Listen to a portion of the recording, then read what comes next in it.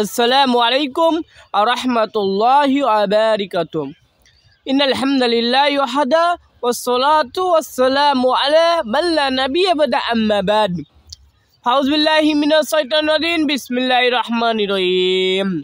ইন্না সালাতা কানাত আলাল মুমিনিনা কিতাবাও ওয়া মাকুতা। আন আবি সাইদুল খুদরি রাদিয়াল্লাহু তাআলা আনহুম قال قال رسول الله صلى الله تعالى عليه وسلم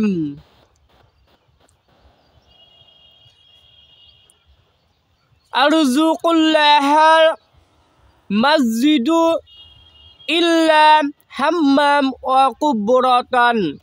আল হাদিস। উপস্থিত সম্মানীয় ভাই সকল, প্রশংসা মহান আল্লাহ রাব্বুল আলামিনের, প্রশংসা আল্লাহ সুবহানাহু ওয়া তাআলার। আল্লাহ সুবহানাহু ওয়া তাআলা প্রশংসা করে বলে আলহামদুলিল্লাহ।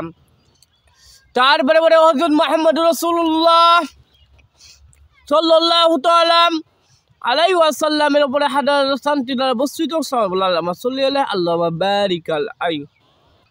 বিরাদানি ইসলাম, আল্লাহ সুবহানাহু ওয়া তাআলা বলতেন, ইন্না সালাতা কানাত আলাল মুমিনিনা কিতাবাও ওয়া মাকুতা। নিশ্চয়ই সালাতকে ফরজ করেছে নির্দিষ্ট সময়ে এবং নির্দিষ্ট সময়ের মধ্যে। সম্মানিত উপস্থিতি, আমরা সালাত আদায় করি নির্দিষ্ট সময় এবং নির্দিষ্ট সময়ের মধ্যে। আল্লাহ সাল্লাল্লাহু আলাইহি ওয়াসাল্লাম বলতেন, আন আবি সাইদুল খুদরি রাদিয়াল্লাহু তাআলা আনহু قال قال رسول الله صلى الله تعالى عليه وسلم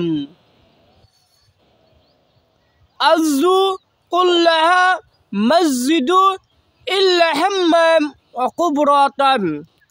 আবু সাইদ খুদরি রাদিয়াল্লাহু তাআলা হতে বর্ণিত, রাসূলুল্লাহ সাল্লাল্লাহু আলাইহি ওয়াসাল্লাম বলেছেন, কবরস্থান, পেশাব পায়খানা ও গোসল করার স্থান ছাড়া পৃথিবীর সমস্ত জায়গা মসজিদ,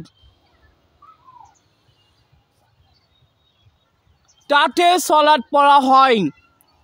সম্মানিত উপস্থিতি, আমরা এই হাদিসের মাধ্যমে কি বুঝতে পারলাম যে কবরস্থান ছাড়া এবং মানে কি যে কবরস্থান ছাড়া মানে পাথর তুলে আমরা নমাজ পড়ি, যেটা আল্লাহ সাল্লাল্লাহু আলাইহি ওয়াসাল্লাম বলছেন যে কবরস্থান ছাড়া ও পেশাব পায়খানা ছাড়া গোসল করার স্থান ছাড়া পৃথিবীর সমস্ত জায়গা মসজিদ। আশা করি আপনারা বুঝতে পেরেছেন। আমি আমার বক্তব্য এখান থেকে সম্পন্ন করলাম। আসসালামু আলাইকুম ওয়া রাহমাতুল্লাহি ওয়া বারাকাতুহু।